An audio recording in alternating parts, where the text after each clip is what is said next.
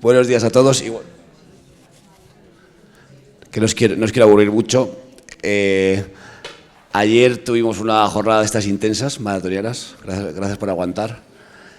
Y tuvimos por la mañana a Antonio Sama, tuvimos a Galdric. Estuvimos viendo un poquito, como si dijésemos en la primera jornada, un trabajo de contexto, ¿no?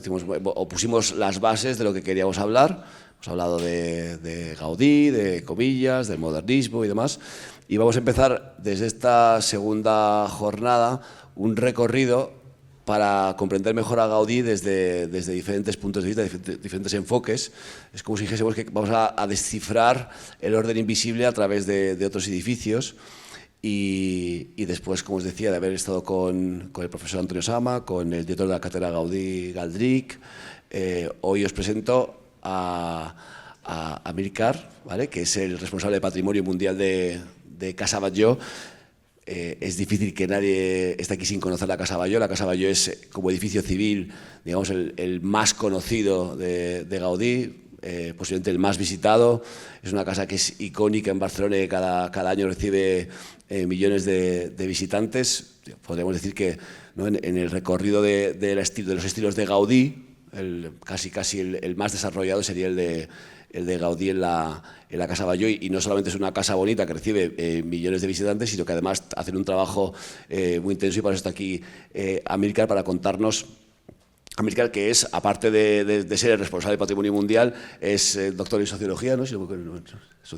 Socio de Cultura. Socio de Cultura, y además es gestor cultural y arqueólogo, o sea que del tema sabe.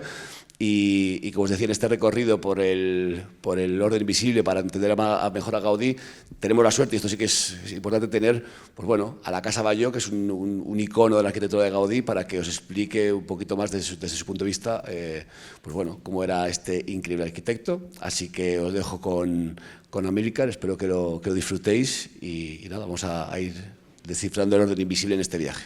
Vamos. Muchas gracias, Carlos, por la introducción. Muchas gracias a todas y todos por tomarse este tiempo para conocer un poco más a Gaudí, para poder conocer un poco más cuáles son estas conexiones, estos valores, sobre todo que lo hacen un arquitecto cuya obra es universal en muchos de los sentidos. Es un arquitecto como personaje, como católico creyente, como genio creador, como ingeniero, como muchas facetas que tuvo a lo largo de su vida. Creo que entre más yo he ido conociendo a Gaudí, mi formación no es en arquitectura, mi especialidad es en patrimonio mundial desde hace 26 años. Comencé a los 19, por eso no me veo todavía con esa antigüedad. Pero la conexión de Antonio Gaudí junto con el resto de obras que no están en la lista de Patrimonio Mundial todavía, para mí ha llegado a un punto de inflexión, y como les decía a Carlos y a Ana justo en montar esto, yo rompo una lanza por aquellas obras que todavía no están en la lista del Patrimonio Mundial de la UNESCO, porque como veremos a lo largo de esta presentación, que me han pedido que sea un poco más extensa porque no podré estar en la mesa redonda, en lo que profundizaré es, primero, en cuál es la conexión que tiene tanto Comillas con Barcelona y la obra de Gaudí a lo largo de este periodo vital que él tiene, no solamente desde que llega a construir el Capricho, sino también que cuando fallece hace ya 100 años con casi un mes. Entonces, soy el responsable de Patrimonio Mundial de la Casa Batlló desde el año 2018. En el 2013 fue la primera aproximación que tuve a la casa y a las obras de Gaudí, cuando estaba haciendo un estudio de la gestión de la marca Patrimonio Mundial en Cataluña, que incluye 7 de los edificios del arquitecto, además de otros arquitectos modernistas como Lluís Domènech Montaner, que todos vosotros conocéis, y otro tipo de patrimonio como el arte rupestre, como el arte románico de la Vall de Boí, etc. A lo largo de estos más de 10 años de relación con la casa y con el patrimonio mundial de Gaudí, me he dado cuenta cuál es esta evolución que él como personaje tiene, que hacen que 7 de sus obras formen parte de la lista de la UNESCO. Entonces, desde esta aproximación histórica, pero también artística y de sus valores universales. Esta presentación, por muchos puntos que tenga aquí, al final casi estaré aquí 1 hora y media hablando con vosotros.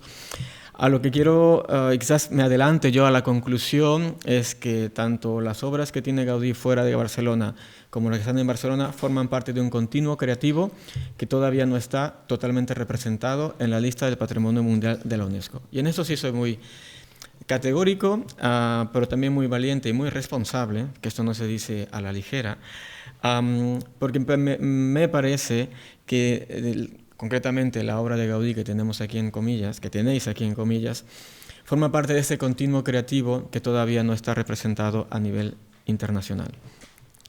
Por lo tanto, una de las cosas que quizás sea lo más excepcional del resto de las ponencias es explicaros en qué consiste y cuáles son estos elementos que forman parte de la lista de Patrimonio Mundial, y vosotros que conocéis mucho mejor que yo el capricho de Gaudí aquí en comillas, podéis entender que el final argumental es que hay elementos suficientes, obviamente retos también hay, para poder incorporar este componente dentro de una nueva inscripción a la lista, que no vendrá de un día para otro, pero que creo que es un camino que vale la pena recorrer, que no es sencillo, porque ninguna de las obras que ha sido de Patrimonio Mundial lo ha tenido fácil, o lo hemos tenido fácil, y una vez que llegas, también no es del todo fácil mantenerse, porque una vez que has llegado a un nivel de protección internacional, también los retos y las dificultades tienen un nivel mucho más allá de no solamente del ayuntamiento o de la comunidad autónoma en la que está, sino que ya toma un nivel internacional, tanto para lo bueno, pero también para las amenazas que puede tener este patrimonio. En fin, de comillas a Casa Batlló. Aquí tenemos un par de casas que forman parte de un mismo lenguaje, con más de 20 años de diferencia entre una y otra. Y consideramos que ya en esta casa, en esta arquitectura que Gaudí desarrolla aquí, ya existe el origen de este orden invisible que después intentaré hacerlo un poco visible. En el hilo conductor de este orden invisible tenemos el capricho que, aunque se acaba en el 85, su germen está en el 83. Cronológicamente, hace al mismo tiempo también la Casa Vicens, que Pilar me corregirá si la fecha exacta es el 83 o es poco antes o poco después. Ellos dirán muchos más detalles. Después hace otra casa, en este caso para un obispo, en el Palacio Episcopal en Astorga. Hace intermedias, pondría también al Palau Güell, que construye que acaba en 1890. Construye después el Parque Güell, que es un periodo mucho más largo de construcción, que este año cumple el centenario de ser creado como parque. La Casa Batlló, que Gaudí la comienza en el año 1904, y profundizaré en detalle sobre su proceso constructivo y cómo transforma una casa del siglo XIX en un punto de inflexión en su arquitectura. Y después comienza la Casa Milá, 2 años después de iniciar la Casa Batlló, que la concluirá en el año de 1912, su obra residencial más grande en metros cuadrados, una obra de planta nueva, a pocos metros de la Casa Batlló, y donde, fallece, sabemos, construyendo la Sagrada Familia, a la cual dedicó más de 40 años de su vida. Por lo tanto, aquí tenemos, tanto en comillas, y diría yo, fuera de Cataluña y Barcelona, no es que no son dos historias distintas, sino 2 momentos del mismo recorrido creativo. Y aquí, sin ser historiador del arte, pero conociendo mucho a diferentes pintores y sus recorridos artísticos, si pensamos en un Picasso que pasa por unas fases iniciales y después también incluso acaba haciendo cerámica, es un mismo personaje que a lo largo de su evolución como artista, como persona, por lo que le pasa en su vida, incluso personal, todo eso va permeando su desarrollo creativo, y aunque no es exactamente el mismo Picasso que muere, que hace sus primeras obras, hay momentos creativos en diferentes etapas. Por lo tanto, si en una pinacoteca que quiere tener una colección completa de Picasso, en el caso del Museo de Picasso de Barcelona, hay cuadros que no te pueden faltar. Entonces, Como le decía a los que están haciendo el proyecto de nominación, creo que en la Pinacoteca de Gaudí hay cuadros que faltan y el de Comillas es uno de ellos. Así como en una colección de Picasso, la fase azul o la fase academicista o la fase de cerámica también no estarían representados si no tuvieran alguna pieza de esos elementos. Manera de resumen, lo sabéis, el Capricho de Comillas, su nombre es Villa Quijano. No me detendré porque no soy el experto en la historia de Comillas, pero aquí tenemos un muy breve resumen de quién encarga esta casa. Por cierto, hablando, le decía a Pilar en el camino aquí, mi atuendo el día de hoy no es el habitual que tengo en Barcelona, pero siendo originario de México y de la zona del Caribe mexicano, me parecía honrar la memoria de estas conexiones incluso interatlánticas o transatlánticas, venir con una guayabera de Yucatán. Así que, bueno, en honor a estas conexiones que ahora me traen a mí aquí el día de hoy, imagínense, un mexicano gestionando la Casa Batlló, también eso tiene esto que el mundo actual, contemporáneo, globalizado tiene. Bueno, fin de la cita. Es una residencia de verano, es una residencia que, como decía Carlos en una entrevista, no tengo pruebas, pero tampoco dudas de que Gaudí estuvo aquí, porque no puedes entender la creación de una obra como Comillas, como la casa, como el Capricho, sin haber conocido el entorno, y Gaudí era un experto observador de los entornos de todas y cada una de sus obras. Y de su entorno no solamente del vecino de al lado, de la calle de delante o del vecino de atrás, sino del contexto, incluso me atrevo a decir, cósmico, astral, planetario. Cuando fui a Botines, la Casa Botines en León hace un par de meses, en abril, me sorprende cómo Gaudí hace en la planta del Palacio de la Casa Botines, no lo hace en un rectángulo perfecto, sino lo hace con la forma que tiene la constelación de Draco. Draco, el dragón, que es un elemento que forma parte de la arquitectura de Gaudí durante toda su vida. Pues hasta esa conexión con los planetas, con el Sol, con la Luna, con las constelaciones, Gaudí lo trae a la Tierra y lo trae a la construcción de sus obras. Por lo tanto, pensar que un Gaudí construye con todo el nivel de detalles que veremos o que ya sabéis que tiene el Capricho sin haber pisado aquí, me parece difícil de creer, francamente. Por muchas fotos que le manden, por muchos planos que le manden, él necesita pisar el territorio, necesita ver el sol, respirar el aire, ver las plantas, etc. Y sabemos que el ecosistema que tenemos aquí es muy diferente al que podía tener un Palau Güell en plenas Nou de la Rambla en Cataluña, completamente diferente, y ambos excepcionales. O la Casa Vicens en el barrio de Gracia, que aunque no estaba poblado como lo está ahora o urbanizado como está ahora, también tiene un entorno que Gaudí respeta. A pie de obra lo dirige Cristóbal Cascante. Gaudí también tenía maestros de obra en la Casa Batlló, lo tenía un señor que se llamaba Josep Batlló, con Y, no con doble L, y Gaudí tampoco estaba allí todos los días, pasaba muy seguido, porque obviamente vivía en Barcelona. Aquí tenía otro maestro de obras. Es una etapa orientalista de Gaudí, que como veremos más adelante con la Casa Vicens, pues es una fase que después cambiará por otra. Antes tuvo también la Casa Calvet, que forma parte de otro periodo. Perdón, después tendrá la Casa Calvet y forma parte de otro periodo. Y son estos continuos de los cuales me refería. Hay un azulejos cerámico de girasoles, que es ya muy explícito. Después hará cerámica, como lo veremos en la Casa Batlló, en el vídeo de la restauración, en el cual llega al nivel de abstracción de la naturaleza, de la abstracción de las flores. En el caso de Batlló, de los jazmines, ya es una deconstrucción con trencadís de estas flores de jazmín que tiene en la pérgola del patio posterior de la Casa Batlló. Aquí es una fase mucho más explícita. Los girasoles tienen forma de girasol y se ven como girasoles, son evidentemente girasoles. En el caso... Aquí, ahora no sé qué ha pasado. En el caso de la Casa Batlló hemos encargado un estudio botánico para saber explícitamente a qué planta, a qué flor hace referencia Gaudí en la Casa Batlló y en otras obras, también en Barcelona. Hay una torre mirador de inspiración alminar. Casa Batlló también tiene una torre que, aunque no es una torre mirador, es una torre funcional que es para salir a la terraza, a la cima de la terraza para hacer limpieza. También forma parte de esta percepción de casas con torres. La Torre Bellesguard, obviamente, su nombre le indica, tiene una torre. La Casa Vicens también. Y bueno, y un jardín. Incluso lo veremos en el vídeo final, que se llama El Jardín Oculto de Gaudí, de la Casa Batlló. También piensa en estos ajardinados que los adapta muy bien al entorno. En el caso de Casa Batlló, a un jardín interior de l'Eixample.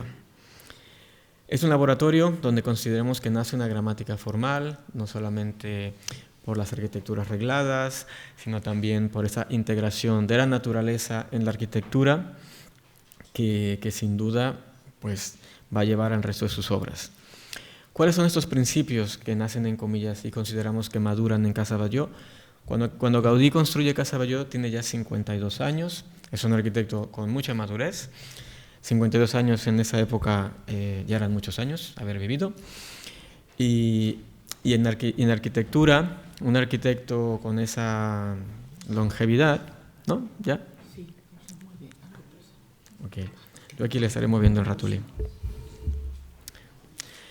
Entonces, bueno, en cuanto a naturaleza, geometría, artes aplicadas, simbolismo y la solución técnica, iré una por una. En el Capricho hay un girasol como una brújula solar, un girasol que hace referencia a los movimientos del Sol, obviamente los movimientos del Sol que en la propia casa, en el propio Villa Quijano observa y que además, como también lo hace en Astorga, va desarrollando la distribución de los espacios a partir de los usos que va a tener el que la ocupa, el que la habita a lo largo del día. Entonces, como Gaudí tiene una percepción de los espacios y el movimiento del Sol, tanto a lo largo del día como a lo largo del año, hemos visto en la restauración de la tercera planta de Casa Batlló, como en la fachada principal las pinturas murales del techo son de primavera y las pinturas murales del techo en la parte posterior son de ramas de olivo con olivas, que es una planta que se cosecha en el otoño. Incluso esa visión integral de los ciclos solares, tanto diarios como anuales, los tiene muy contemplados, ya no digamos en la Sagrada Familia, con una fachada del nacimiento que da al amanecer, una de la pasión que da en el atardecer, que es cuando muere el sol, cuando muere Jesucristo, esta integración de los elementos solares, que es el elemento de la naturaleza más universal que hay. En la Casa Batlló llega también estos elementos naturales incorporando huesos, escamas, en Dragón de Sant Jordi, que se mimetiza, como veremos más adelante, con la leyenda de Sant Jordi, y el tener un patio de luces como un paisaje interior. También Gaudí hace un patio interior para el Capricho, en el cual hay un gozo por mirar hacia el patio interior, no solamente hacia el exterior, que en el caso de la Casa Batlló lo hace con cerámicas azules. En el caso de la geometría, el Capricho tiene una planta en U con una torre cilíndrica y unas curvas cóncavas en las esquinas. En la Casa Batlló es una oda a las ondulaciones, desde la fachada, las forjas, los balcones, el patio de luces, los mismos arcos catenarios son curvos en la quinta planta, que es una planta que Gaudí agrega al edificio preexistente. En artes aplicadas tenemos el azulejo, el hierro forjado, la madera tallada y las vidrieras en el Capricho. En la Casa Batlló, abundante trencadís en toda la fachada. De hecho, Gaudí no hay ni un centímetro cuadrado de pintura en la fachada de Casa Batlló. O es piedra, o es madera, o es vidrio, o es metal.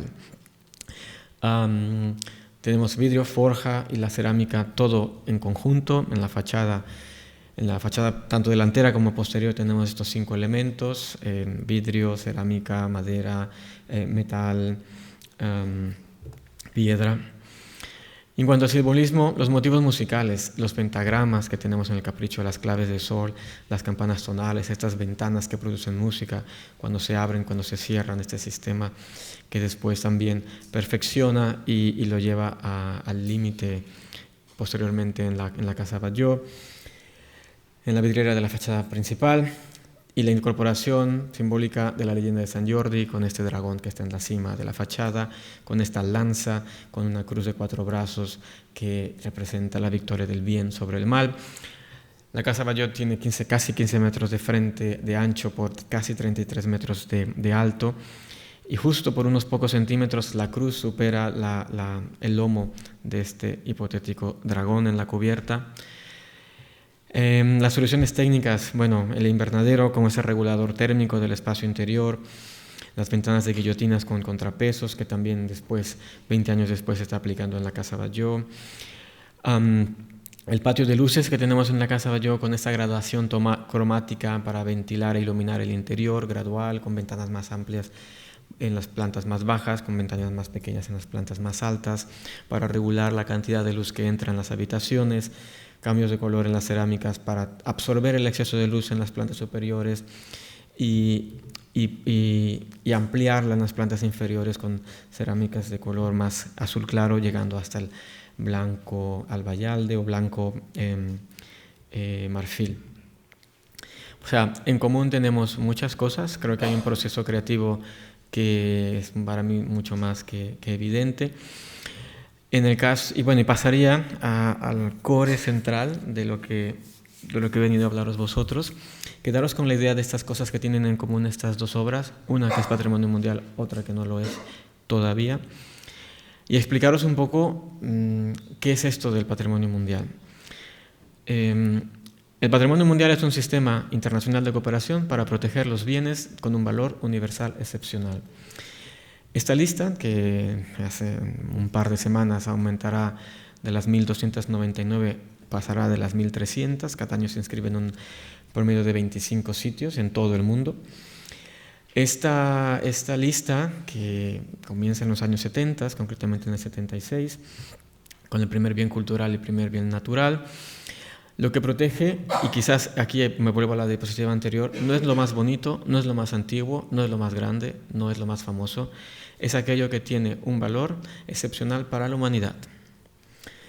Entonces, entendido este valor universal excepcional como aquel valor que le da una importancia cultural o natural tan extraordinaria que trasciende las fronteras nacionales y es importante para las generaciones presentes y futuras de toda la humanidad.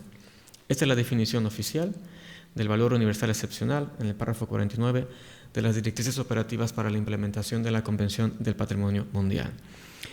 Si un sitio puede demostrar que es de importancia cultural o natural tan extraordinaria que trasciende las fronteras de sus estados y que se convierte importante para las generaciones presentes y futuras de la humanidad entera, junto con otros criterios que ahora explicaré, pueden formar parte de la lista de Patrimonio Mundial. Yo os explicaré a continuación cuáles son estos tres criterios que las obras actuales de Gaudí tienen. Y también os lanzo esta pregunta. ¿El capricho de Gaudí, en comillas, los tiene? No me toca a mí responderlo, ya os diré quién es el que tiene que dar esa respuesta. Aquí hay que buscar criterios, o sea, defender esos criterios, que ahora les diré cuáles son tres, que justifiquen esta importancia excepcional. Tienen que ser bienes que formen íntegramente un conjunto. También hay bienes que son individuales, como el monasterio de Poblet o como el Escorial, que son unidades, no son seriales. Y si este bien conserva estos atributos de integridad. Mucho ojo, porque a veces se polemiza sobre la integridad, como qué es lo que hace que esta obra sea íntegra. También hay definiciones, no es que sea una conferencia de Patrimonio Mundial, pero que todo esto está arreglado, normado y hay muchos ejemplos, más de casi 1.300 ahora mismo. En cuanto a autenticidad, si estos bienes expresan los valores de una manera creíble. Auténtico no significa original, mejor que fuera original, pero hay ciertas cosas que pasan en la historia de los sitios patrimoniales en el que lo original no se puede preservar o simplemente ya está desaparecido. Pensemos en el centro histórico de Varsovia, que fue bombardeado por la Segunda Guerra Mundial y que ahora es Patrimonio Mundial, de lo cual se ha preservado auténticamente, se ha recuperado auténticamente muchos edificios, la mayoría, aunque no son originales, tienen menos de 100 años, se reconstruyeron en los años 40 y 50. Entonces pensemos en esto como una de las cosas que después veremos que en el capricho son oportunidades pero también retos. Y por último, este tercer pilar, porque primero son los criterios, que ahora os diré cuáles son. El segundo son integridad y autenticidad. Y el tercero es la protección y gestión, que es el gran reto de todos los patrimonios mundiales, de los firmo donde sea, es si hay instrumentos para preservarlo. Cuando le digo a mis estudiantes, y vosotros hoy sois mis estudiantes en esta hora y media, esto de la protección y gestión es como mantener viva la llama del amor, no solamente el día de bodas, sino el día después. Obviamente, esto es un contrato de por vida, y aquí sí es hasta que la muerte los separe, o hasta que la UNESCO los separe.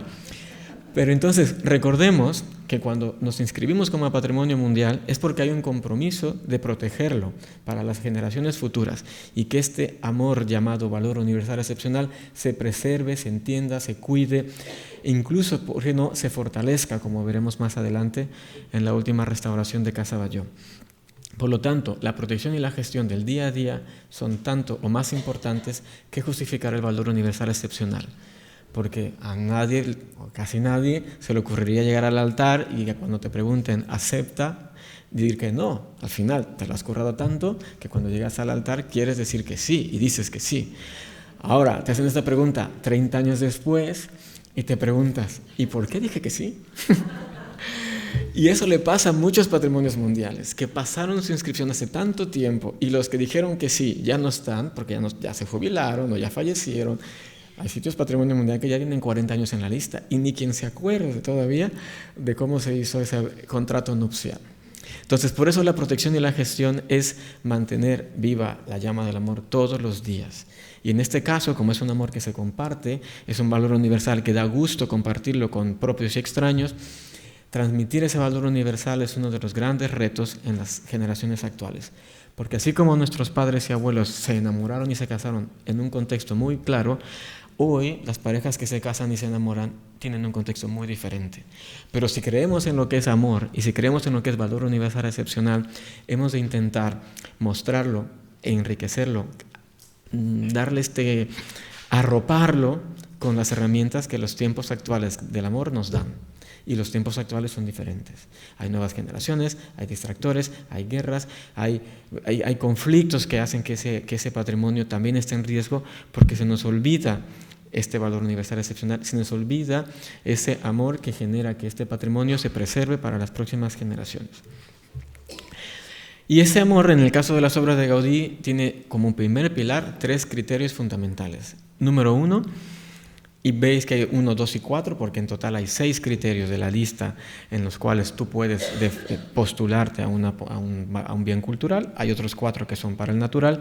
Y en el caso de las obras de Gaudí son 3, el primero, el segundo y el cuarto. El primero es ser una obra maestra del genio creador humano, el segundo es representar un intercambio de valores propios de la época y el cuarto, representar una tipología arquitectónica construida, vigente o extinta. ¿Cómo se justificó eso en su momento? En el genio creador humano se definió que la obra de Gaudí es una aportación creativa excepcional a la arquitectura y la tecnología constructiva. También, en el caso del criterio número 2, el modernismo catalán, expresado en las obras de Gaudí, son corrientes artísticas y técnicas que anticiparon el siglo XX y Gaudí pudo y supo unir magistralmente, uniendo tanto la tradición con la innovación. Y el cuarto, y no menos importante, la obra de Gaudí muestra ejemplos destacados de arquitectura residencial y pública, tanto doméstica y religiosa, de principios del siglo XX. Y aquí os vuelvo a repetir la pregunta inicial, sin ser expertos en patrimonio mundial.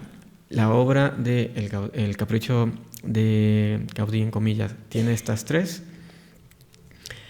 Y además, en cuanto a la integridad y la autenticidad, en el caso de obras de Gaudí, en general todos los componentes del bien gozan de un alto nivel de integridad y han conservado una buena relación con su entorno, tanto urbano como natural.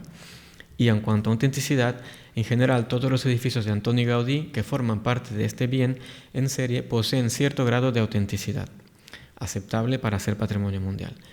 Las obras de restauración han reflejado estas cualidades en las condiciones de las intervenciones. Bien, en cuanto a la gestión, esa tercera columna de estas 3 que les ponía, criterios, número 1, integridad, autenticidad, número 2, y protección y gestión, la dejaré para el final. Antes os quiero mostrar cómo esas 7 obras inscritas forman parte de un continuo. No todas las obras de Gaudí se inscribieron en el mismo año ni al mismo tiempo. En el año 1984, el Estado español inscribió sus primeras obras en la lista de Patrimonio Mundial, dentro de las cuales, además de la Alhambra de Granada, el Escorial, la Catedral de Burgos y la Mezquita Catedral de Córdoba, también incluyó 3 obras de Gaudí: el Parque Güell, el Palau Güell y la Casa Milà en Barcelona. Así se llamaba el sitio: Palau Güell, Parque Güell, Palau Güell y Casa Milà en Barcelona. Esta inscripción fue también un parteaguas en la lista de Patrimonio Mundial, porque hasta en esa fecha, tenía apenas unos 6-8 años que se habían inscrito las primeras obras en la lista de Patrimonio Mundial, nunca había entrado una lista del siglo XX. Y bueno, el Parque Güell es del siglo XX, el Palau Güell es de finales del XIX, la Casa Milà del siglo XX, y fueron sobre todo el Parque Güell y la Casa Milà, las obras Patrimonio Mundial más jóvenes de toda la lista. Pensad que la Casa Milà la acaba en 1912 y en el 84 ya era Patrimonio Mundial, apenas 72 años después. Cuando piensas en el Coliseo Romano, cuando piensas en el Taj Mahal o cuando piensas en la Catedral de Burgos misma o en la Alhambra de Granada, tienen siglos allí. Y sí, tienen un valor universal excepcional. Pero con este punto de inflexión en la UNESCO se comienza a considerar el patrimonio construido en la época industrial y postindustrial como merecedores de la protección en beneficio de la humanidad. Después entrarían obras tan contemporáneas como Le Corbusier, las obras de Victor Horta, las obras de Frank Lloyd Wright, o sea, patrimonio muy, muy reciente, incluso varios de ellos todavía incluso en uso como viviendas. También está, por ejemplo, la fábrica Olivetti, en este caso de arquitectura industrial de los años 50 en Italia, etcétera, etcétera. No me voy a enrollar. Después, en el año 2002, hubo un año Gaudí. Muchas casas se abrieron al público, entre ellas Casa Batlló, y resurgió una propuesta de ampliar esta lista inicial para representar más obras de Gaudí en la UNESCO, en la lista de Patrimonio Mundial. Y si os recordáis esta analogía que os hacía con la pinacoteca de un artista en el cual le pueden faltar cuadros, pues en el 2002 pensaron que en esta pinacoteca le faltaban cuadros y nominaron 15, las 3 que ya estaban, más otras 11 más, de las cuales solo se aceptaron en ese momento 4, por la razón que sea. La nominación es extensísima y se justifica que solo se inscriben estas 4, Casa Vicens, la fachada de la Natividad y la cripta de la Sagrada Familia, la Casa Batlló y la cripta de la Colonia Güell, porque consideraban en el 2005 que con esto se representaba ya la totalidad de la obra de Gaudí. Pero así como en el 84 solo se inscribieron estas 3 y después en el 2005 estas 4, aquí la pregunta que planteo: ¿y si hacemos una tercera extensión y esta pinacoteca se encuentra mejor representada porque tenemos más investigación, porque tenemos más elementos, porque tenemos nuevos hallazgos? ¿Por qué no? Esta propiedad es serial, por lo tanto estamos unidos, sí o sí. Por lo tanto, es un bien que cuenta para la UNESCO como un sitio, pero en realidad somos 7. Y estos 7 están en este mapa. Estos 7 son, bueno, cuando piensas en la integridad y la autenticidad de este conjunto, aquí tenemos 7 cuadros de esta pinacoteca de Gaudí, en el cual obviamente tenemos residencias de finales del XIX, parques que se convirtieron en parques en el siglo XX, arquitectura religiosa, arquitectura no religiosa, civil, y que hasta ahora el conjunto se ha representado. Después veremos la lanza que rompo por esta nueva inscripción.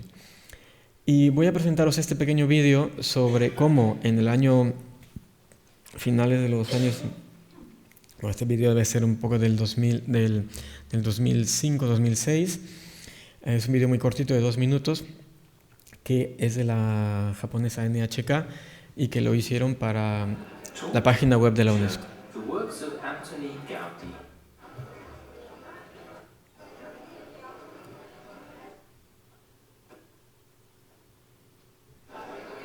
This is Barcelona in northern Spain.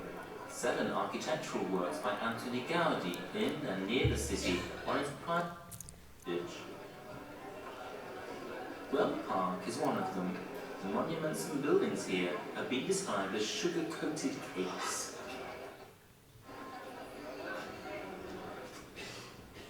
The pillars along the walking gallery were inspired by palm trees. Gaudí grew up in a village close to the Mediterranean coast. This is Casa Mila, a luxury apartment building. People considered that it was completed in 1910. The balcony railings are made from tangled ironwork. They look like seaweed bobbing in the ocean. Gaudi wanted to express the beauty of the Mediterranean. The ceiling here recreates the feeling of being underwater and looking up to the surface.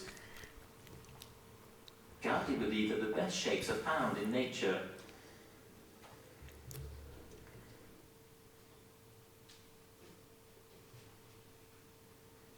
Look.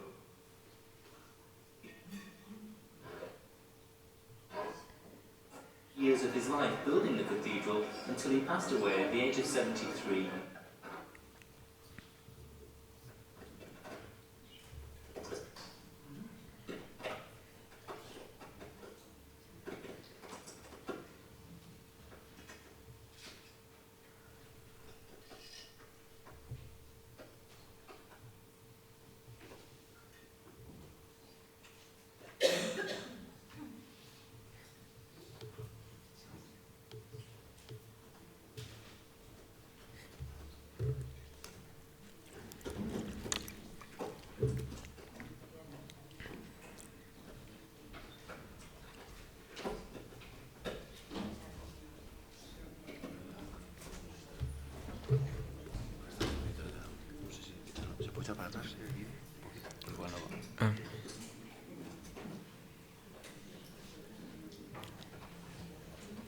Hace igual.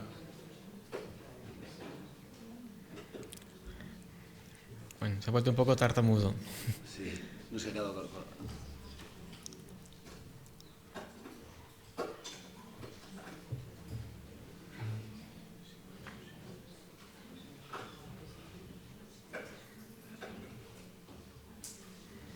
Bueno, en general lo que el vídeo va expresando, me preocupa por el otro vídeo final, porque dura 15 minutos de la restauración y como quiere escucharlo.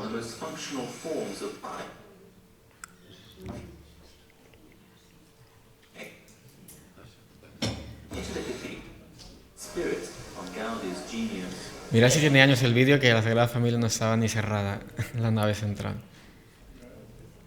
Bueno, haremos un breve repaso de las obras que forman parte de la lista para que podáis dimensionar este club, este club de las 7 obras que son Patrimonio Mundial, porque también quiero dar paso después a las preguntas y respuestas. Y yo pensaba que no me iba a dar tiempo, que me iba a sobrar tiempo y veo que no.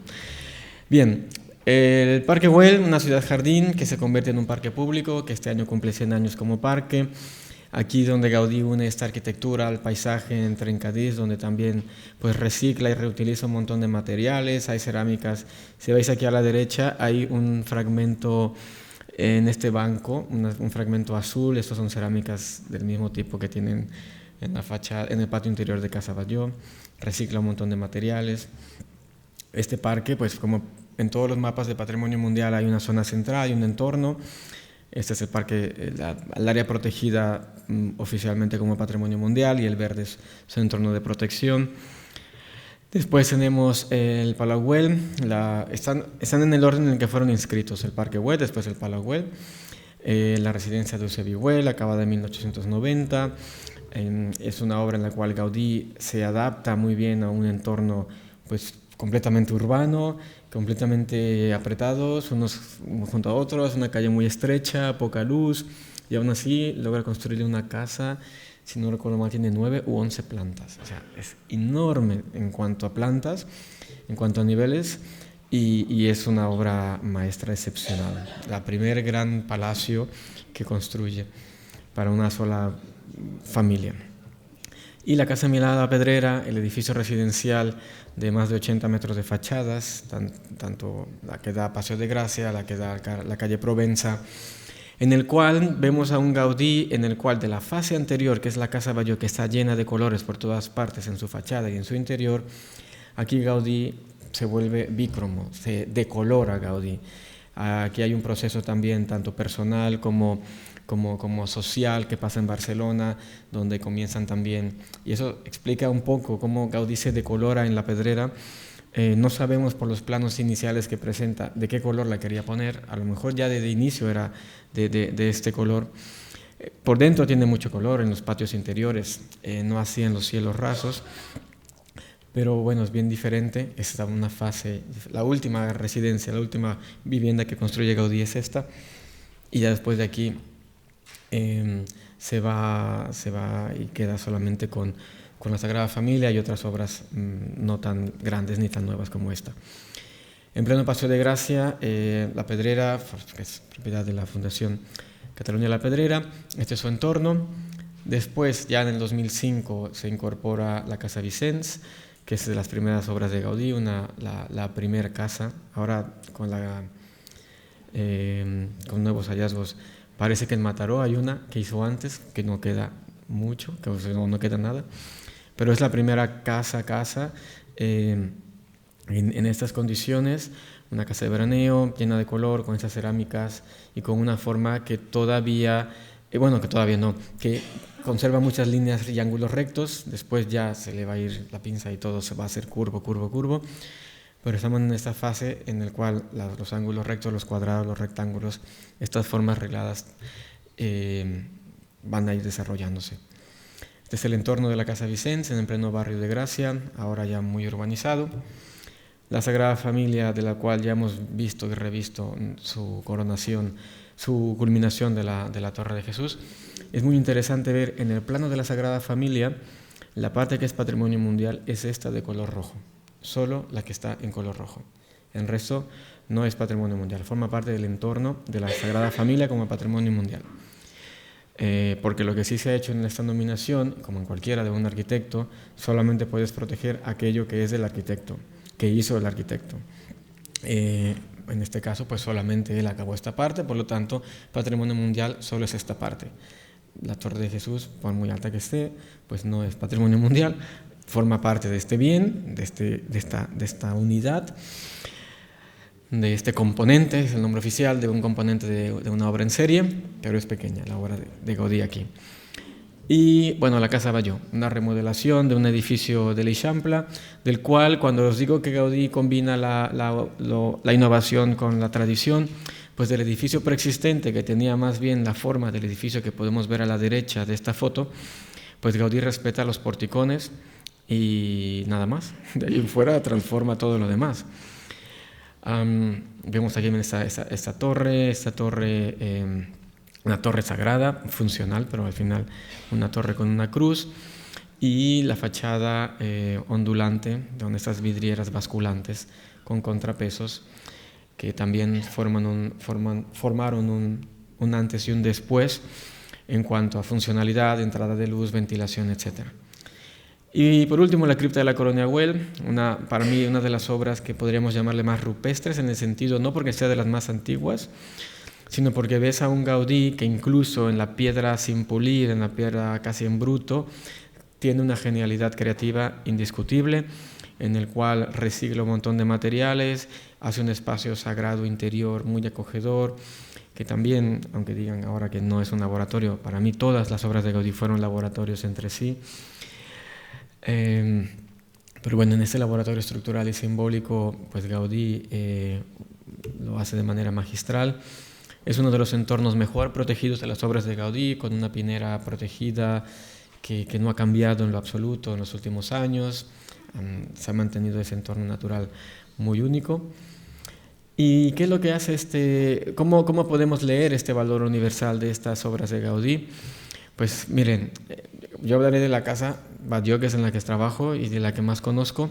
Este genio creador humano, de estos tres criterios, el 1, 2 y el 4, vemos donde hay una solución creativa, donde hay esta invención formal, donde crea estos ventanales que no habían existido en este nivel nunca antes. Hay una creatividad y una genialidad en detalles como el tamaño de las bisagras de las ventanas para que se tapen unas con otras. Y en el criterio número 2, ¿qué ideas de su tiempo transforma Gaudí? Pues el modernismo une ese valor de incorporar la naturaleza en la arquitectura, no solamente en su forma, sino también en su función. Estos valores de innovación y tradición unidos son de manera magistral. Y por último, en este caso, pues Gaudí hace una gran innovación incorporando un ascensor en la casa, incorporando nuevos sistemas de ventilación, o sea, de lo que se entiende como una casa en el año 1904 a 1906, lo reinventa, hace una aportación trascendente a la historia de la arquitectura. Esta es una casa donde luz y el color son una tecnología poética. Este patio de luces resuelve este problema funcional, tanto el de iluminar, obviamente, pero también ventilar el interior de este edificio. La gradación cromática de los azules compensa esta diferenciación de colores, y donde también une la belleza, el confort con la usabilidad. Aquí la pregunta es, ¿qué es más universal? ¿Tanto la solución técnica o la experiencia sensorial? Y cuando digo sensorial no solamente es tocar la cerámica, tocar la madera, sino también observar este espacio, observar este patio interior, por ejemplo. Esta innovación en cuanto a la ventilación, la higiene y el confort moderno, que es más vinculado al criterio número 4, con estas vidrieras, con estas aberturas, y hacerlo en un organismo vivo que respira, que suda, que transpira, y que te hace sentir bien, que además te transmite bienestar. Y en este bienestar o en esta trascendencia de lo material a lo etéreo, a lo espiritual, es una arquitectura que quizás gracias a que Gaudí no lo escribió, qué significaba sus obras, nos ha dejado como tarea interpretarla con responsabilidad, pero también con audacia y con valor. Entonces, interpretar la naturaleza, interpretar las leyendas de San Jordi, es un acto de osadía, y cualquier persona que es osada también sabe que hay que ser responsable. Y por lo tanto, dentro de este relato trascendental, espiritual, hemos podido conectar con un montón de ideas y de cosas y de propuestas de valor hacia el visitante. Además de que Casa Batlló es un ejemplo de cómo se puede en el mundo de la arquitectura reutilizar lo ya construido, no tener que empezar desde cero y derrumbarlo todo y volverlo a construir, sino poder reutilizar edificios que se pueden transformar gracias a la genialidad creativa y también, no hay que negarlo, a un conjunto de colaboradores que también son aliados de este arquitecto. Por lo tanto, aquí en cualquier imagen, pensar no solamente en una foto de la Casa Batlló, sino también una foto, en este caso, del Capricho de Gaudí, qué detalles muestran la innovación técnica, qué detalles muestran este intercambio cultural y qué detalles ayudan a entender esta casa como un componente importante de la tipología moderna de la arquitectura contemporánea, de su momento. Y aquí lo que trataríamos en este ejercicio cognitivo es pasar de un me gusta a un sé justificar por qué es excepcional. Hay cosas que a lo mejor no nos gustan, pero sabemos o entendemos o podemos justificar por qué son excepcionales. En este caso, hay pocas personas a las que no les gusta. En su momento es verdad que al inicio la obra de Gaudí tampoco gustaba, era disruptiva, era demasiado llamativa, era hasta fea para los estándares burgueses de la época, finales del siglo XIX, principios del XX, pero era excepcional, sin duda alguna. Y también, si no hubiera pasado de el me gusta a no me gusta, pues también no se hubieran modificado muchas cosas de la arquitectura de Gaudí en la segunda mitad del siglo XX, cuando llegan otras tendencias, otros gustos y también pues otras modas, y por lo tanto hay elementos tanto modernistas de Gaudí como no de Gaudí que se transforman, se tiran a tierra, se hacen reformas que destruyen lo original, etc. Por lo tanto, ahora que sabemos que eso estuvo mal hecho, e intentamos en la medida de lo posible recuperarlo, sin hacer falsos históricos, sin inventarnos la historia del pasado, pero sí respetando y reincorporando aquellos elementos que merecen la pena recuperar. Bueno, este es el vídeo que ya hemos visto antes, y como les decía, en la tercera columna del valor universal excepcional está la conservación y la gestión actuales. Y he puesto aquí el logo del Consell Gaudí, que aunque si bien es un consell que crea la Generalitat en el año 2014 y que agrupa a todas las obras de Gaudí de Cataluña, tanto patrimonio mundial como no, lo que quiero decir es que hay hay dos componentes principales, o tres, que contribuyen a esta conservación y gestión. El Consell Gaudí, que es el más inclusivo de todos, no diríamos el comité, porque no hay un comité como tal de las obras de Gaudí, de las 7 que son Patrimonio Mundial, que también preside la Generalitat de Cataluña, es el segundo componente de gestión o de conservación. Y el tercero, y creo que es el más importante, es el individual. Cada obra de Gaudí tiene un modelo de gestión diferente, tiene una titularidad diferente, los públicos en 3 diferentes administraciones, los privados en 4 tipos diferentes de entidades. Y como digo más de una vez, somos hijos del mismo padre, pero de diferente madre. Y en este caso, la madre manda mucho. Por lo tanto, respetamos y honramos a nuestro padre, pero cada uno está con su mamá, con el modelo de gestión y titularidad que la mamá ha establecido. Entonces, en esta conservación, en esta gestión, la idea en general en el Consell Gaudí es preservar el legado de Gaudí en su conjunto, en Cataluña. En el caso de las obras de Gaudí es preservar el patrimonio mundial, es preservar ese valor universal. Y hay otros mecanismos, los monitoreos reactivos, los informes periódicos a la UNESCO, y es gestionar usos, los riesgos y su preservación para el futuro. Entonces, para nosotros en Casa Batlló, ¿qué significa gestionar esta obra de Gaudí? Significa proteger los atributos que expresan este valor universal excepcional. Implica también hacer compatibles la conservación, la visita pública, la investigación, la seguridad y la experiencia culturales. También integrar el conocimiento técnico en las decisiones cotidianas, como los materiales que vamos a utilizar, los flujos del visitante, las restauraciones con el plan director que tenemos desde el 2014, cómo comunicamos este valor universal.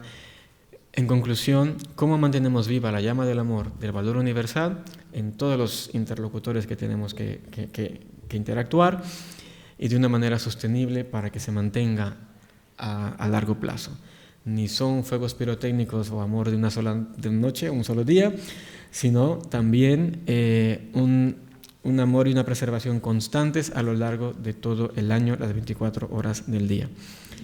Esta es la portada del plan de gestión que desarrollamos en el 2013, que es cuando yo llegué a Casa Batlló por primera vez, y es un plan en el cual se plantean todos los mecanismos que se van a establecer para preservar este valor universal excepcional.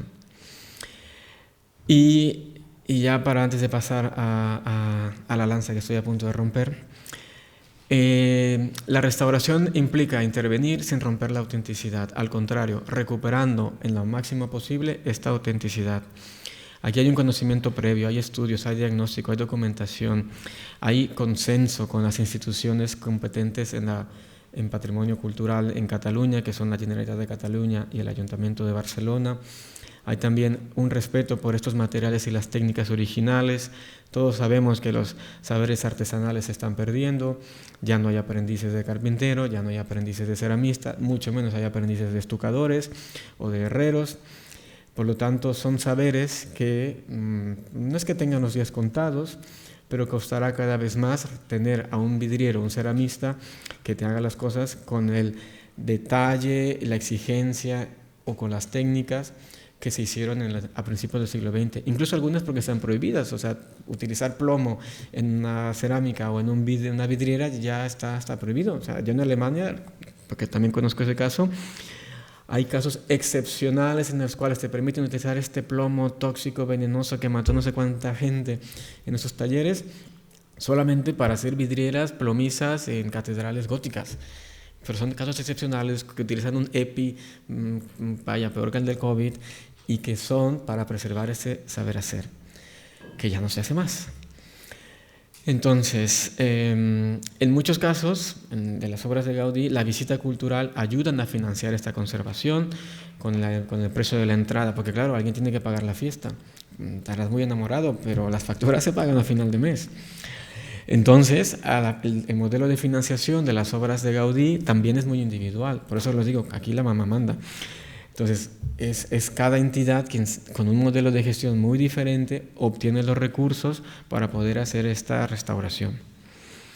Y aquí ya la penúltima parte de mi presentación es el capricho y su camino hacia el patrimonio mundial. Digo el capricho, pero no solo incluye el capricho, como veremos ahora.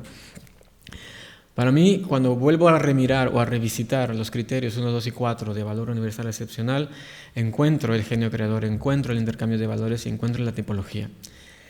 Y aunque sé que me adelanto a los que están haciendo este estudio de inicial para valorar la incorporación de las otras obras de Gaudí que no están en la lista, creo que el girasol como burbuja solar y como elemento, estas ventanas de guillotina con contrapesos, si ya tenemos las de la Casa Batlló, ya sé que ya están representadas, pero no deja de ser para mí llamativo que el antecesor, con 20 años de diferencia de esta innovación tecnológica, no esté en la lista de Patrimonio Mundial. Bueno, ahora se resolverá lo del pinganillo este. Entonces, el girasol como brújula solar y las ventanas de guillotina con contrapesos musicales anticipan estas soluciones que Gaudí perfeccionará después en la Casa Batlló y en la Casa Milà.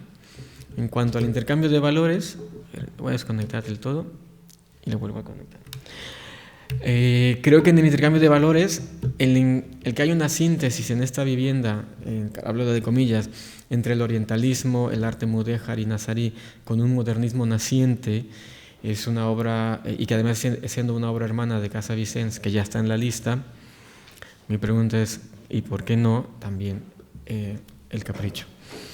Y por último, en el criterio número 4, la residencia de veraneo burguesa de la restauración es un momento histórico y es un ejemplo temprano de esta integración entre arquitectura y jardín.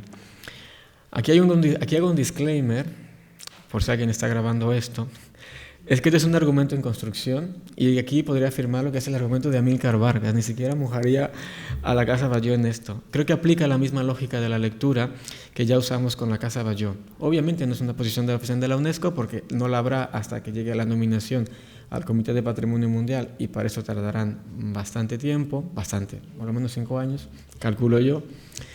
Pero creo que cuando tú tienes un valor universal, este valor universal es, a ver, entre comillas, eterno.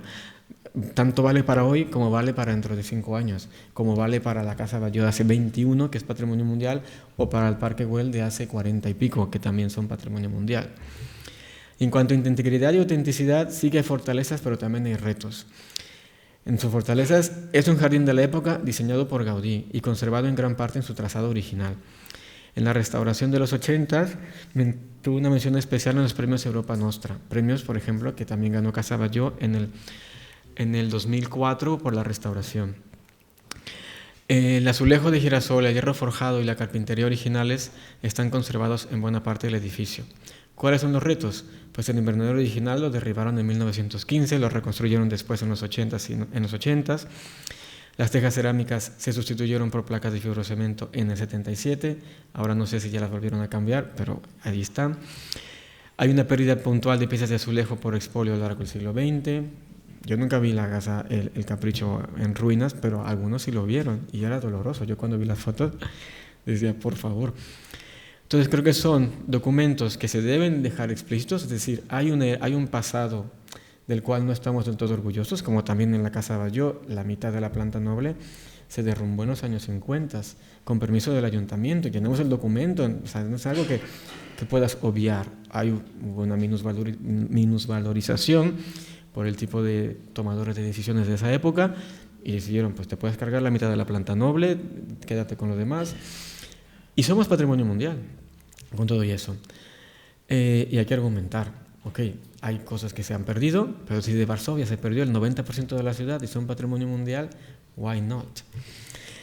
También hay un histórico de la protección jurídica, y aquí me hablo ya de los mecanismos de protección legal, las aperturas como museos, reconocimientos internacionales, locales, y en el 2024 la unión por la incorporación del resto de obras. Y aquí menciono algunas, quizás me deje alguna que no está representada, pero esta intención de estas obras de formar parte de la lista, yo la aplaudo, la celebro, me congratulo de que sea así. Y aquí he puesto un poco mi pequeñísimo elemento de por qué esto debería estar en la lista. Y ya creo que me quedan 15 minutos, si no me equivoco. Sí. Entonces, en los últimos 15 minutos voy a presentaros el último vídeo, que espero que se reproduzca bien, y si no, nos vamos a YouTube a verlo. Porque es una restauración para que podáis ver que hay aún en el siglo XXI, en el año 2025, de una obra que ya es patrimonio mundial, hemos recuperado y aumentado la autenticidad de una parte trascendental poco vista y poco conocida, que es el patio posterior de la Casa Batlló. Es un vídeo que la mayor parte está en catalán, tiene subtítulos en catalán, no la tenemos con subtítulos en castellano, pero creo que se puede entender bastante bien.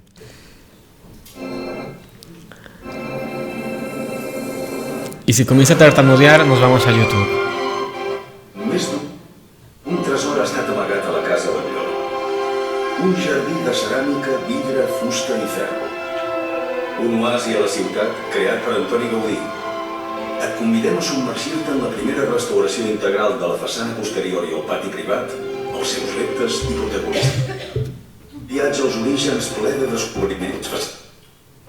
Aquests espais van ser concebuts per Gaudí com un refugi íntim per a la família Batlló, un racó on relaxar-se i gaudir d'un jardí al cor de la ciutat. Al llarg dels anys, malgrat les restauracions parcials dels anys 50 i 90, el seu estat es va deteriorar amagant la seva autenticitat.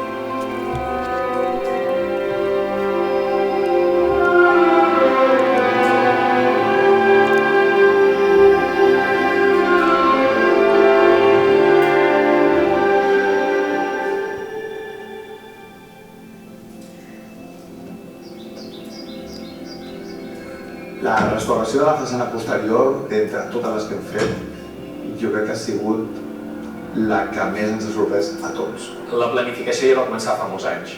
Tot el tema de trencadissos estava realment malmès, tot el tema de baranes i forges estava molt més alterada del que ens imaginàvem inicialment. Inclús durant el procés d'execució les sorpreses han sigut constants. El procés de restauració va començar amb la recopilació d'imatges de l'època i una exhaustiva anàlisi descobrint quelcom sorprenent. Sota múltiples capes de pintura van aparèixer els colors originals. Estàvem en plena pandèmia i de sobte vam rebre un PDF amb l'informe de les mostres que vam agafar d'estucs, de forja. Sí que teníem consciència de que teníem un color fosc al que A la fase inicial del projecte, el que es fa per tal d'entendre ben bé com està construït, es fan unes extraccions per determinar les diferents capes dels materials. En l'estuc hi havia entre 5 i 6 capes de pintures damunt de l'estuc original. Aquests colors van suposar una autèntica revelació i descobrien una nova façana modernista a Barcelona.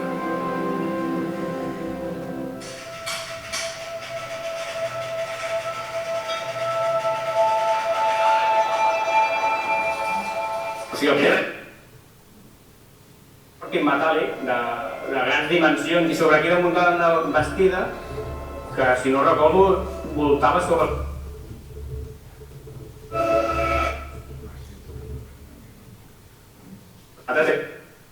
No malmetre cap peça de la façana.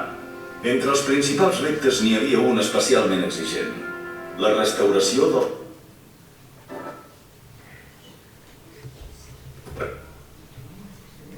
gel d'identitat de l'arquitecte.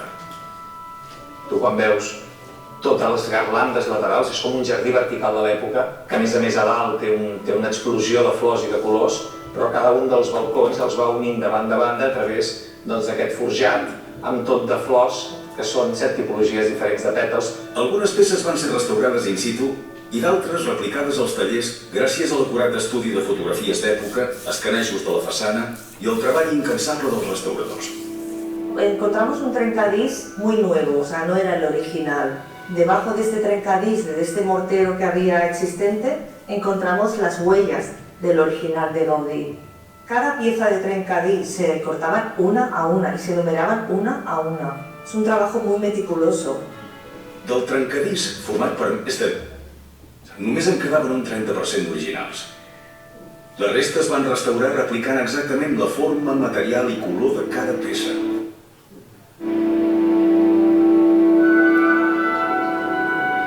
La forja, molt deteriorada pel pas del temps, ha ressorgit en mans del mestre artesà.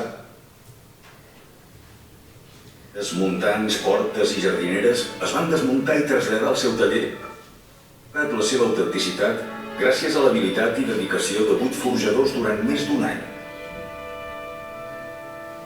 L'edifici havia patit 2 restauracions, una als anys 50, que era bastant correcta, però als anys 90, suposo ja que estava força malmès, va venir algun soldador i va soldar-ho tot. Més del 50% de la nostra feina va ser recuperar, treure tota aquella soldadura que s'havia ficat.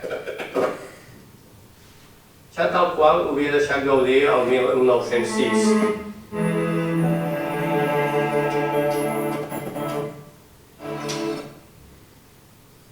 Després, cada peça es va polir amb últim repte, la seva instal·lació. Vam fer un núvol de punts que ens va permetre tenir geomètricament definit cada un d'aquests elements. I després, a l'hora de col·locar-los, els operaris anaven amb unes ulleres de realitat augmentada.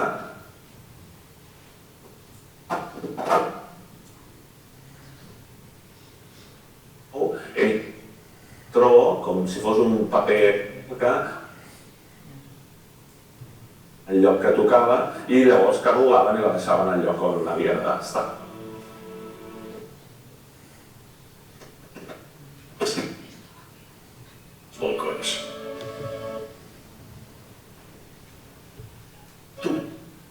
I ferro en forma d'espiral. Hi havia mai vista fins avui que revela una nova genialitat de Gaudí. Els balcons es conformen d'unes costelles verticals que aguanten les baranes. Sorprès de com treballa i com aguanta aquest balcó. Aquesta peça que marxa del muntant cap a les bigues interiors i que, junt amb la volta catalana, ajuda a aguantar el balcó. Ho vaig trobar molt, molt interessant. Perquè estava força malmès.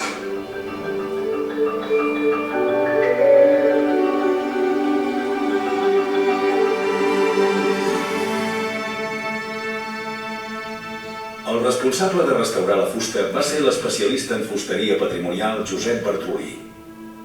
Ell i el seu equip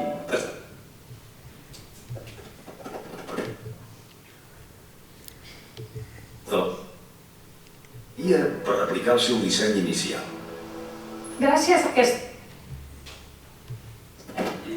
reproduir totes aquestes a l'inici. Hi havia molts elements petits, movibles sempre, sobretot amb els respiradors. Aquest sistema d'aire condicionat del segle XIX, això implica estar molt concentrat sempre en la feina, en el que fas, perquè la dificultat del Gaudí és màxima.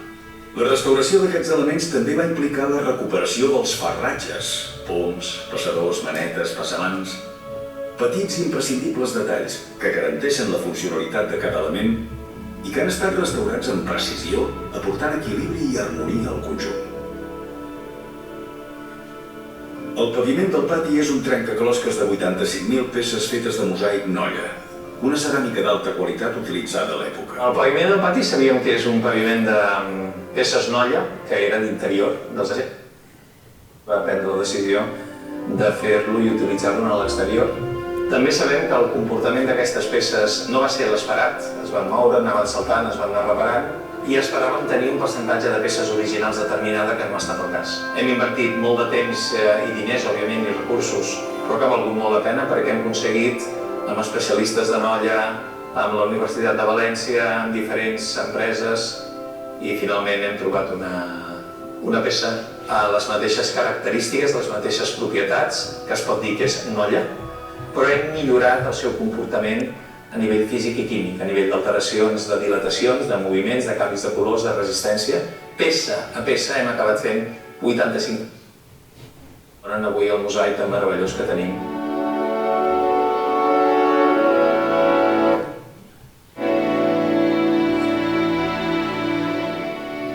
El pati també ha recuperat 2 elements essencials desapareguts amb els anys. Un d'ells són les jardineres, de formes ondulades i cobertes de ceràmica. En una època determinada van desaparèixer les jardineres i a través d'unes fotos vam poder reproduir fidelment com eren. Totes les jardineres componen de corbes, de formes, d'alçades, i llavors a través de les fotos i un sistema de replanteig vam poder, diguem-ho així, reproduir fidelment tal com eren. Un altre dels elements recuperats és una pèrgola en forma de paràbola coberta de bruc, concebuda per donar ombra i privacitat. Tenim un element que no ho teníem quan vam arribar, que era la pèrgola del pati. Teníem imatges que havia existit i com era, i aleshores l'hem replicat i torna a lluir al mig del pati un altre cop aquella pèrgola original que havia fet Gaudí al seu moment. Aquesta restauració ha estat possible gràcies a anys de recerca, un any d'intervenció i una inversió de 3,5 milions d'euros. Un esforç col·lectiu en el qual han participat professionals de l'arquitectura, la restauració patrimonial i l'artesania. Amb ella, el 2025 celebrem el 20è aniversari de la declaració de la Casa Batlló com a Patrimoni Mundial de la Humanitat pel seu valor universal excepcional. Mi padre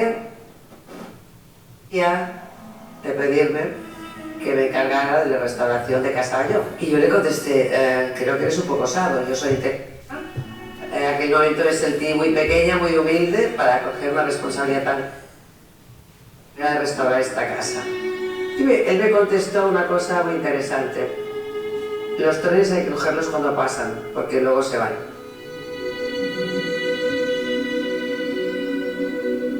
El reto más importante siempre es encontrar los colaboradores, las personas, las empresas, gente que ame lo que hace, gente responsable, consciente, y amar lo que haces, al final es amar lo que haces. Casa Batlló es restaura des de fa més de 30 anys i algunes intervencions recents han tornat l'esplendor d'espais icònics com la façana principal, l'habitatge dels senyors Batlló i el vestíbul.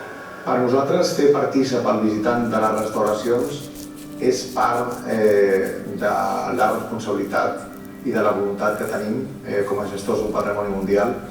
És molt més fàcil tancar, restaurar i reobrir, però em sembla molt més inspirador i atractiu fer el visitant partícip d'aquests processos i aquesta conjunció on el visitant pot no només veure aquest patrimoni mundial, sinó enriquir-se de com és un procés real de restauració d'una obra viva, em sembla una barreja idònia. Aquesta nova restauració és un regal per al món. Un jardí que pertany a tot i que continua convidant-nos a somiar. Avui la Casa Batlló desvela al món la veritable imatge de la façana posterior i el pati privat, tal com van ser concebuts el 1906, revelant la seva essència original. Descobrim un tresor que estava ocult just davant els nostres ulls.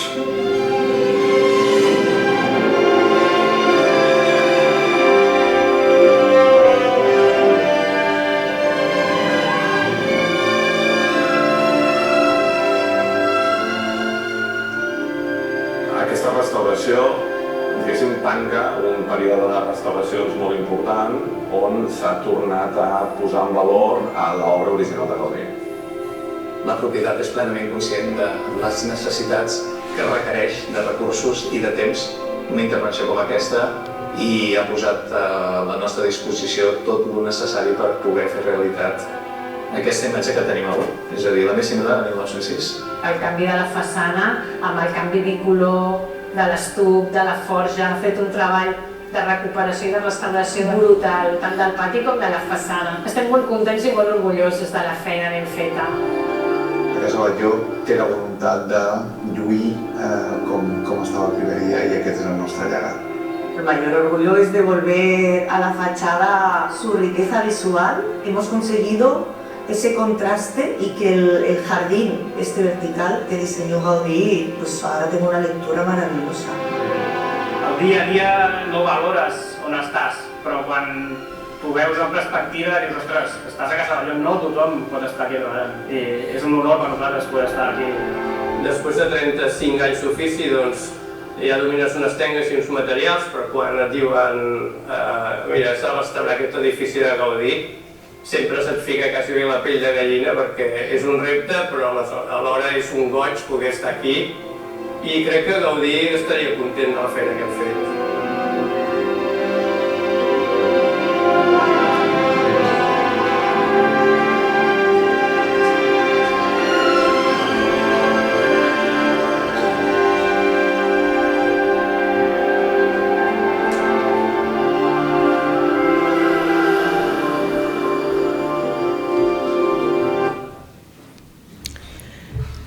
Pues bien, muchas gracias y me gustaría abrir el turno de preguntas y respuestas si tenemos tiempo para ello. ¿Apago el micro? Si hay tiempo, sí. Si hay tiempo, sí. Vale. Levantad la mano y así os puedo dar el micro. Si alguien tiene alguna pregunta, Ana tiene el micrófono para que los podáis compartir. Bien. Todo ha quedado clarísimo, me encanta. Eso quiere decir que soy un buen profesor y vosotros sois unos buenos alumnos. Solamente para concluir, esta presentación lo que ha intentado es mostraros cuál es la conexión que hay entre Comillas y Barcelona, entre el Capricho de Gaudí y la Casa Batlló, también entender cuál es este valor universal que considero yo que estas ambas construcciones comparten, pero que por alguna razón, que no me toca a mí explicar cuál fue en el 2005, de esta pinacoteca de Gaudí en el Museo de la UNESCO, faltan estas piezas para representar en su integridad, en su totalidad, estos otros elementos que también forman parte de un relato, forman parte de un momento histórico y que por las razones que aquí ya he expuesto en esta presentación, considero que son compartidas. En mayor o menor punto, hemos visto ahora cómo la Casa Batlló ha recuperado su fachada posterior, que era antes del 2025, era con la que nos inscribieron en Patrimonio Mundial, y hemos recuperado tanto eso como un montón de cosas más.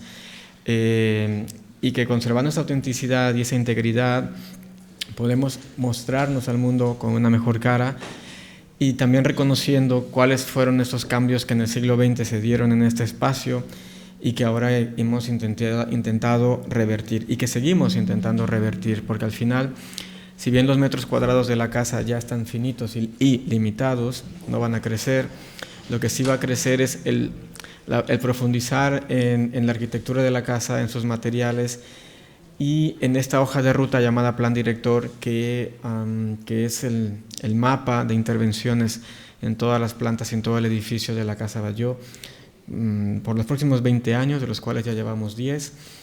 Así que siempre va a haber algo por restaurar, siempre va a haber algo por rehabilitar, por cambiar y por mejorar, porque al final es una casa viva, es una casa que visitan miles de personas cada día y que se siente, nos sentimos orgullosos de esos visitantes y que lo que queremos ofrecer es una experiencia inolvidable, que se lleven una inspiración en sus casas, en sus corazones. Y bueno, sobre todo también participar de estos conversatorios, de estos intercambios con sectores como el vuestro, como el académico, como el universitario y de la investigación, porque también forman parte de este legado y de este conocimiento que no está allí fosilizado, sino al contrario, lo que queremos es dinamizar activamente en todas las áreas que nos permitan nuestras capacidades económicas, técnicas, de recursos humanos, etc. Sí, ¿tienen una pregunta aquí? Ahora les van a hacer ¿La propiedad de la Casa Batlló es privada? Sí. La casa ¿Y qué forma jurídica tiene para la gestión? Sociedad limitada unipersonal. Es una empresa. Y ha sido una casa privada desde el siglo XIX, primero por la familia de Emili Sala y Cortés, después cuando lo vende al señor Batlló, después cuando Batlló lo vende a Seguros Iberia en el 54 y que a su vez lo vende a los propietarios actuales, en su momento Enric Bernat, el fundador de Chupa Chups, y que ahora lo tienen sus herederos. Sus 5 hijos, en los cuales Nina Bernat es quien ha delegado desde los años 90 la rehabilitación. Y como vimos en el último vídeo, Gary Gautier, que es nieto de Enric Bernat, hijo de Nina Bernat, es nuestro actual director general.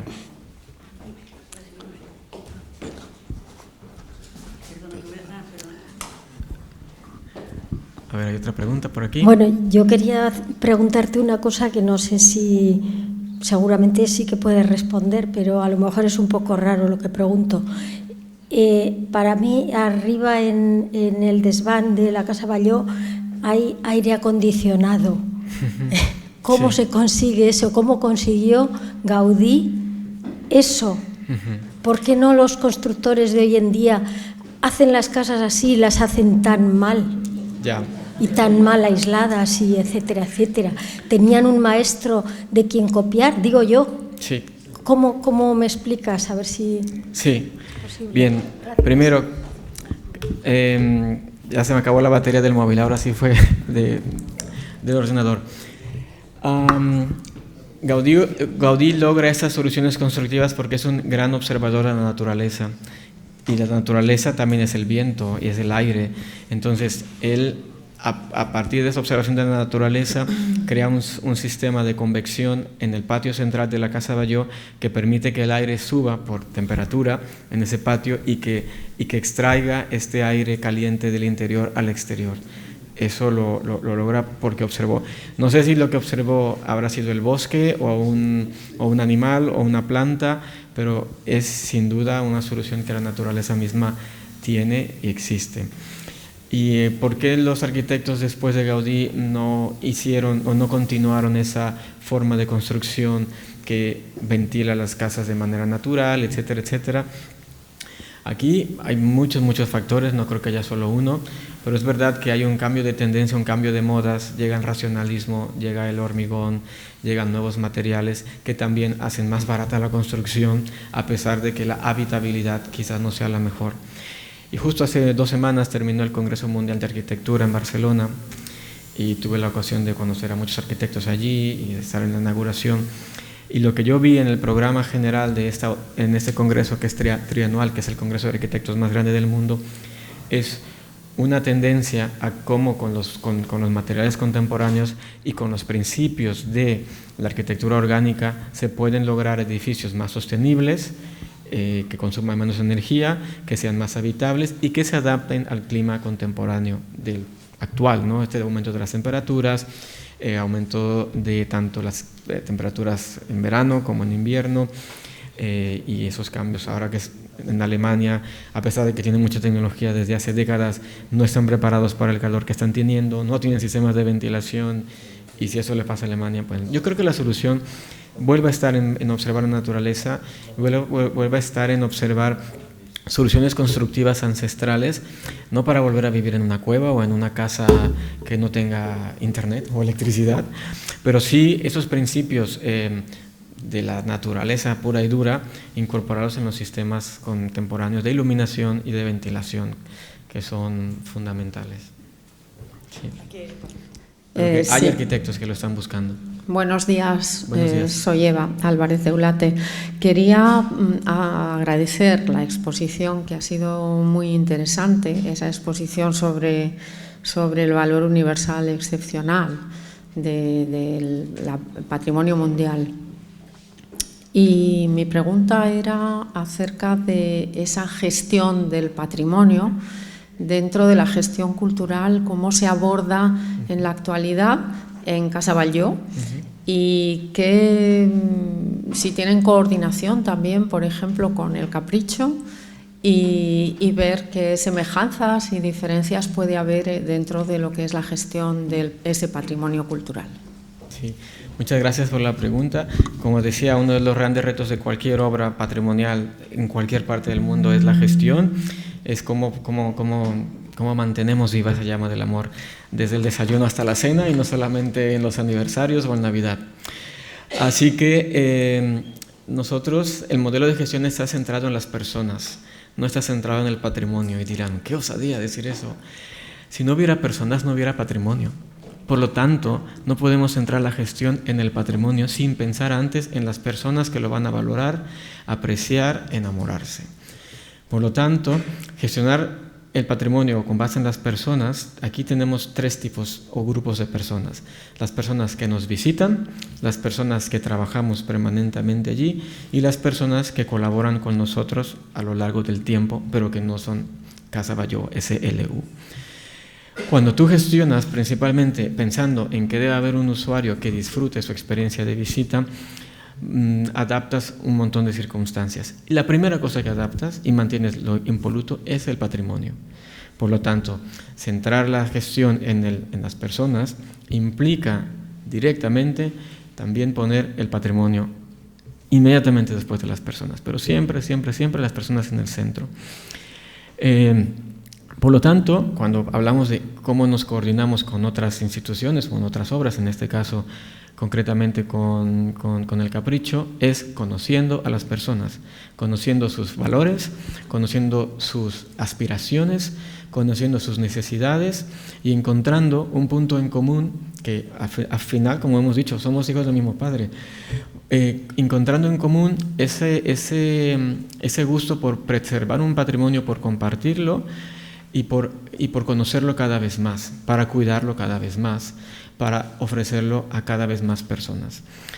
Obviamente hay una capacidad limitada física en los espacios, eso lo tenemos muy claro, pero cuando entiendes que en este pleno siglo XX puedes llegar incluso a más personas a través de redes sociales, a través de internet, a través de otros canales que no son físicamente la entrada dentro de un edificio, amplías aún mucho más a dónde está llegando este legado, estos valores y ese aprendizaje. Entonces, en el caso del Capricho, hemos participado desde hace un par de años en varias iniciativas que ellos han tenido, como su 140 aniversario, y nos hemos visto, creo que en 2 años, mucho más que en los últimos 10. Y eso para nosotros es un punto en común, que si de aquí surge una alianza, yo ya les he dicho que cuando queráis una carta de apoyo para ser Patrimonio Mundial, donde pongo la firma, es lo único que necesito saber. Pero bueno, es solo un proyecto más, el ser Patrimonio Mundial, porque hay otros proyectos también que forman parte de un vínculo común a través del patrimonio, de la obra bien hecha, de los gustos, porque los espacios no sean fósiles, sino que sean espacios vivos donde la gente lo pueda disfrutar en una gran cantidad de ofertas culturales contemporáneas, música clásica, gastronomía, y que la gente local, sobre todo aquí, que lo aprecian muchísimo, allá no es que no lo aprecien, sí lo aprecian, pero lo visitan poco, se crean estos aprendizajes, porque nosotros, desde Casa Batlló, reconozco que también tenemos bastante que aprender del Capricho. Si me permitís, le voy a hacer una pregunta a Amílcar.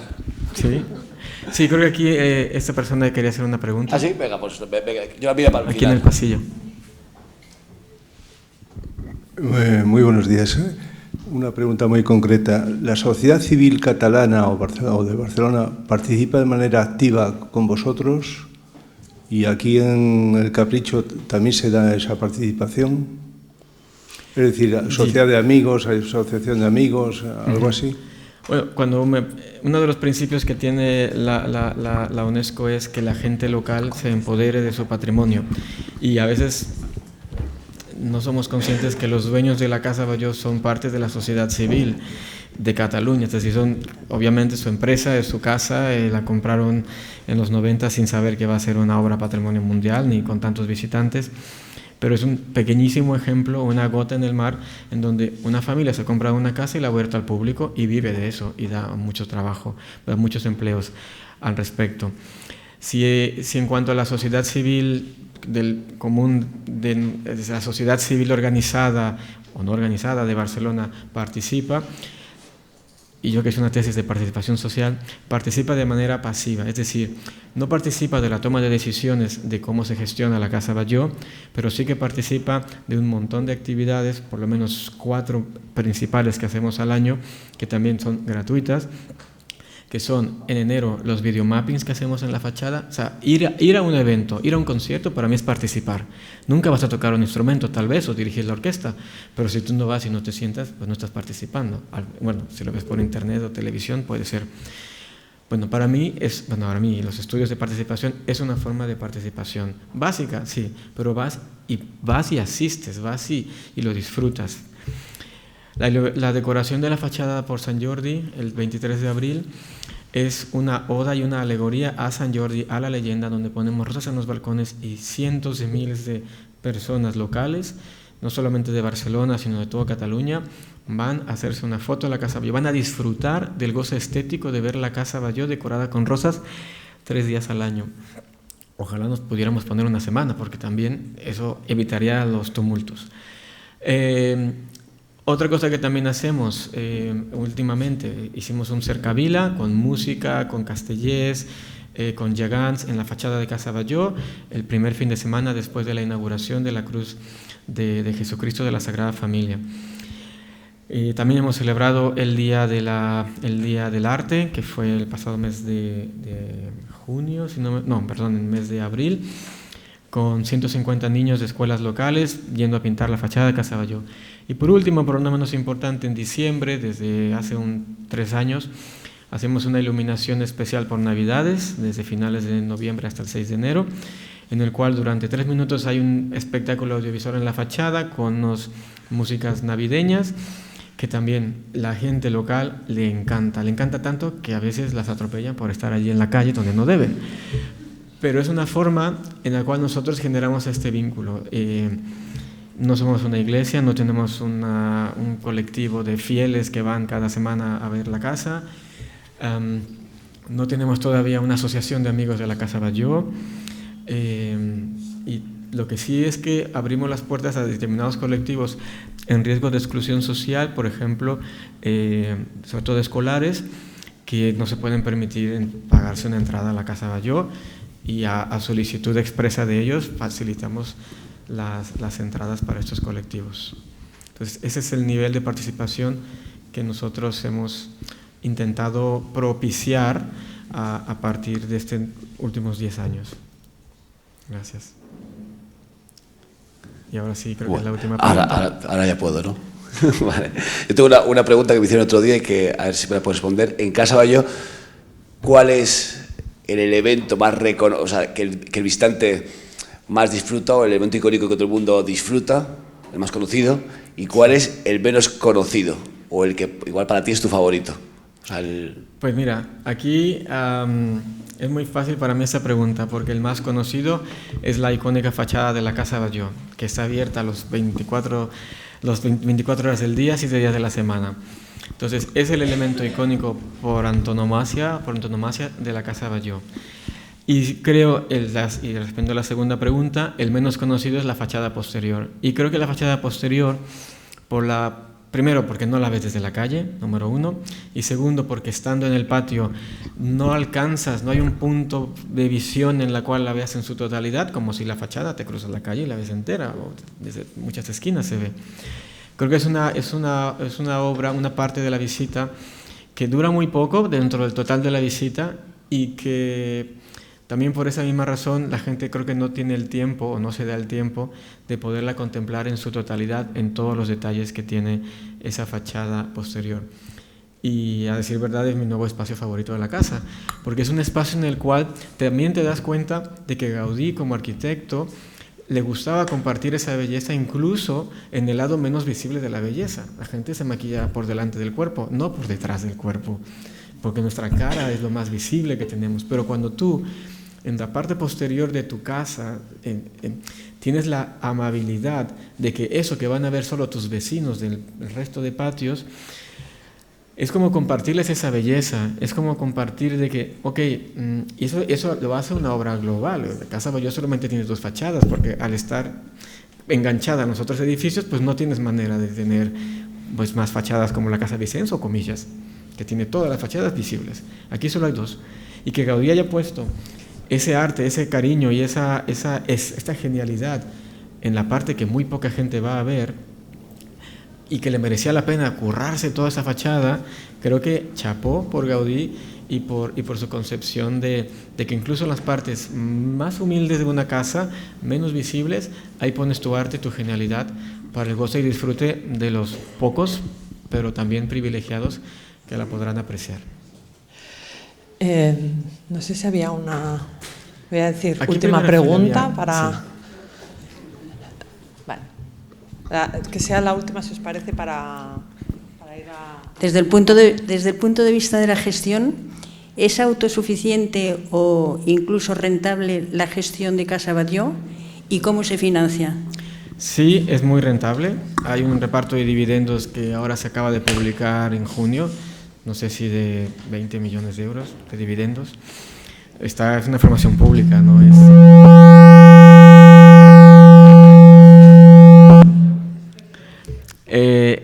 Sí, es rentable, es autofinanciable y es una cosa que también los contribuyentes saben muy poco, porque la verdad es que si fuera un edificio público necesitaría recursos públicos para financiarse. También tendría precios públicos, hay que decirlo, pero al ser una empresa privada que solo vive de los ingresos de los visitantes, de los royalties y de lo que vendemos en la tienda, no nos va mal, al contrario, y creo que el ciudadano pueda disfrutar una fachada financiada con los visitantes, pues también es como, ok, tenemos un patrimonio mundial que el Estado no tiene que financiar. Y no quiero decir que todo lo tenga que financiar ni el Estado ni el Estado, pero creo que en este caso ha sido un beneficio para la casa poder tener este modelo de gestión privada y también un ahorro para las arcas públicas, porque con esos dineros ya puede financiar otras cosas que lo necesitan todavía más. Y ahora sí, no quiero robar más de su tiempo, ya son 11:20 y yo aquí casi hora y media hablando. Muchísimas gracias y ahora nos vemos.